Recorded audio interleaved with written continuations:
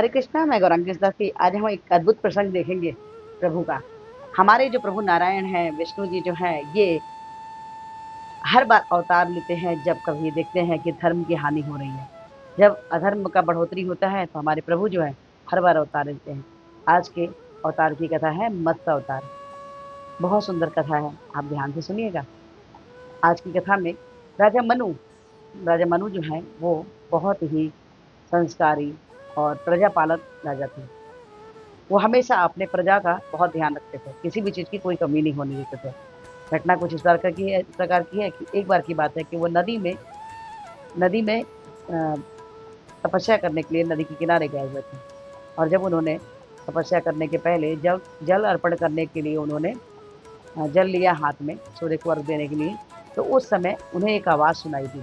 आवाज़, राजा मुझे बचाओ, राजन मुझे बचाओ। जब उन्होंने ध्यान दिया देखा तो उनके हाथ में एक छोटी सी मछली बड़ी सुंदर सी थी। उनसे बोलती है, प्रार्थना करती है कि राजन, मैं आपके राज्य की हूँ, मैं आपकी शरण में हूँ, मेरी रक्षा कीजिए, मुझे जल में मत छोड़िएगा, नहीं तो बड़े मछली मुझे खा जाएगी, मुझे निगल जाएगी। राजा को उस बेचारी मछली पर दया आ गई। राजा ने उस मछली को लेकर अपने कमंडल में रख लिया और तपस्या करने लगे। पूजा करने के बाद जब करने के लिए जब वो उठने लगे तो वो मछली फिर से बोल रही थी, राजा मैं तो सांस नहीं ले पा रही हूँ, मेरी रक्षा करो, मेरी रक्षा करो, मैं सांस नहीं ले पा रही हूँ। राजा ने देखा कि अरे, राजा मनु ने देखा कि ये मछली तो बड़ी हो गई है, कमंडल से इसके मुख बाहर को आ रहे हैं। बेचारे उन्होंने तुरंत दौड़कर जल्दी से गए और एक बड़े से पात्र में मछली को डाल दिया। मछली ने तो मनु को धन्यवाद दिया कि राजन, बहुत बहुत धन्यवाद, आपने मेरे जान की रक्षा करी। राजा मुस्कुराए और वहां से चल दिए। लेकिन एक ही रात के बाद उन्होंने सुबह देखा कि फिर मछली के चिल्लाने की आवाज आ रही कि राजन मुझे बचाओ, राजन मुझे बचाओ, मेरे प्राण संकट में है। राजा देखता है कि अभी तो मैंने इसको इतने बड़े पात्र में डाला था और ये कैसे तुरंत बड़ी हो गई। फिर उन्होंने क्या किया, एक बड़े पात्र को लाए और उसमें उस मछली को डाला। लेकिन जैसे ही डाल के वो घर के दरवाजे के पास पहुंचते हैं, देखते हैं वो मछली फिर और जोर जोर से चिल्ला रही है, राजन मुझे बचाओ, मैं इसमें सांस नहीं ले पा रही हूँ। राजा को बड़ा आश्चर्य हुआ। उन्होंने क्या किया, उसे और बड़े बर्तन में मछली को स्थान दिया।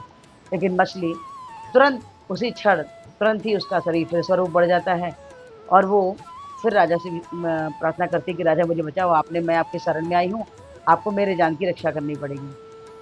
राजा देखे कि घर के पात्र में ये मछली नहीं समा रही है। राजा ने क्या किया, उस मछली को लेकर तुरंत नदी पे ले गए। नदी में जैसे ही डाले, नदी में जाते ही साथ मछली बोलती है, बहुत बहुत धन्यवाद राजा, आपने मेरे प्राणों की रक्षा करी, अन्यथा मुझे तो मैं उस पॉट उसमें बर्तन में तो मैं मरी जाती।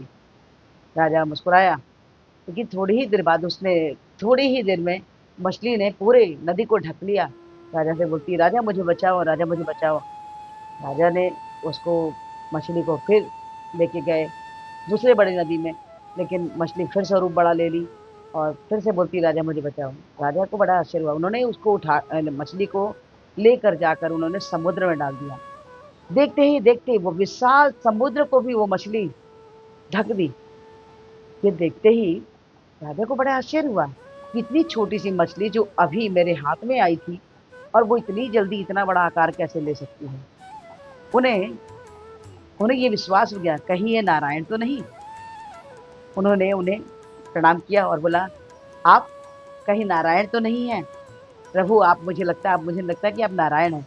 उनके सिर झुकाकर उनको प्रार्थना करी। मत्स्य अवतार से प्रभु ने शीश को उनको मनु को दर्शन दिया और बोला कि हाँ, तुमने मुझे दर्शन की अभिलाषा की थी, इसीलिए मैंने आपको दर्शन देने के लिए मैंने मत्स्य अवतार लिया। लेकिन इसके पीछे हमारा एक और प्रयोजन है जिस कारण से मैंने अवतार लिया है। राजन ने बोले, क्या? बोले, ये सृष्टि समाप्त होने वाली है, ये सृष्टि समाप्त होने वाली है और कलयुग का आगमन होने वाला है। तो आप सारे फसल की जो बीज हैं, बीजों को, पक्षियों को, पशुओं को, सबको आप सुरक्षित रखिएगा। और एक नाव आएगी और नाव में सभी सभी चीज़ों को आप रखिएगा ताकि उनका जान बच सके, क्योंकि एक हफ्ते बाद ही बहुत भयंकर प्रलयकारी बाढ़ आने वाला है। समय बहुत कम है, इसीलिए मैं आपसे बताने आया हूँ। उनकी बातों को सुनकर, और हाँ, याद रखिएगा, वासुकी नाग को आप ज़रूर ले आइएगा अपने साथ में। राजा ने कहा, ठीक है। राजा ने सारे पशु, पक्षी, बीज, सभी चीज़ों को उन्होंने इकट्ठा किया, और 1 हफ्ते की वर्षा, इतनी अंधाधुंध वर्षा हुई, इतनी ज़्यादा प्रलयकारी वर्षा हुई, समुद्र के पास वो मछली तुरंत आती है, और वासुकी ना उसके शीश पर एक सींग निकलता है, और सींग में वो वासुकी नाग को बांधा जाता है, और वो मछली जो है सभी लोग को सुरक्षित अपने नाव में जो बैठ में राजा बिठाते हैं, और वो जो मछली है उस नाव को खींचते हुए पर्वत की तरफ ले जाती है, और सारे लोगों की जान बचाती है। प्रभु ने जन कल्याण की रक्षा के लिए उन्होंने मत्स्य अवतार लिया। कितने कृपालु हैं हमारे प्रभु, बताइए। लेकिन मत्स्य अवतार का मतलब ये नहीं है कि प्रभु के शरीर से, उनके शरीर से कोई मछली की दुर्गंध आ रही है, नहीं नहीं। वो तो बहुत दिव्य खुशबू आ रही थी, क्योंकि नारायण जो ठहरे, हमारे नारायण सदैव कृपालु हैं, हमेशा हमेशा भक्तों की रक्षा के लिए, जीव जंतुओं की रक्षा के लिए, धर्म की रक्षा के लिए, वेद शास्त्रों की रक्षा के लिए हर बार वो अवतार लेते रहते हैं।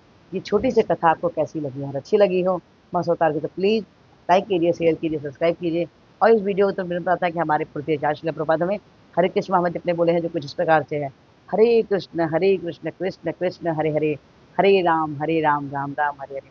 तो हरे कृष्ण महामंत्र जपिए, और कृष्णा के सबसे प्रिय बच्चे बन जाइए, प्लीज प्लीज प्लीज। आज से एक बार जपिए, 6 से 2, 2 से 4, 4 से 6, 6 से 8, 8 से 16। जैसे 16 माला पे आते हैं, कृष्णा के हेतु कृपा के पात्र बन जाते हैं। तो प्लीज आज से हरे कृष्ण महामंत्र जपना शुरू कीजिए, और कृष्णा के हेतु कृपा के पात्र बनिए। हरे कृष्णा, राधे राधे।